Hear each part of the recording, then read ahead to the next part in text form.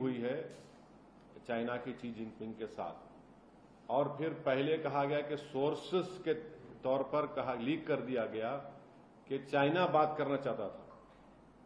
Officially MEA को statement देना चाहिए था प्रधानमंत्री नरेंद्र मोदी और शी जिनपिंग की ये बातचीत के बाद कि ये बातचीत हुई। चाइनीज फॉरेन मिनिस्ट्री बोलती कि प्रधानमंत्री नरेंद्र मोदी बातचीत करना चाहते थे और फिर बाद में हम लोग फॉरेन सेक्रेटरी कुछ और कहते हैं। तो हम ये पूछना चाह रहे हैं बीजेपी से, जो भारत में अभी सत्ता में है, कि आखिर क्यों प्रधानमंत्री चाइनीज प्रेसिडेंट के पीछे भाग रहे हैं बातचीत के लिए।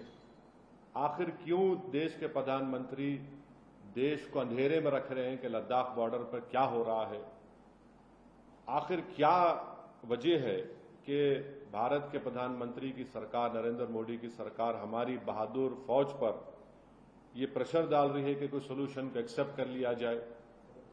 और वो क्यों नहीं इस बात का इसरार कर रही है कि जो स्टेटस को एंटे था 2020 में उसको रिस्टोर किया जाए। आखिर क्यों देश की बीजेपी की सरकार चीन की फौज को रिवॉर्ड या इनाम देना चाहती है।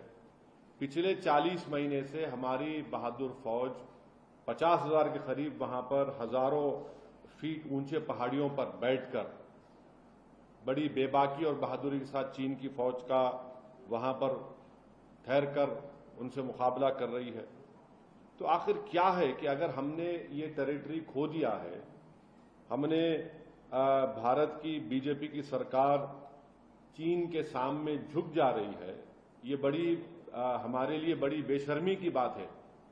आखिर क्यों बीजेपी खामोश बैठी हुई है। देखिए 2000 स्क्वायर किलोमीटर हमने जो खोया है वो बीजेपी की प्राइवेट प्रॉपर्टी नहीं है, वो हमारी देश की जमीन है, हमारी देश की सुरक्षा से उसका अटूट हिस्सा है। इसीलिए हम इस बात का डिमांड करते हैं कि एक स्पेशल सेशन पार्लियामेंट का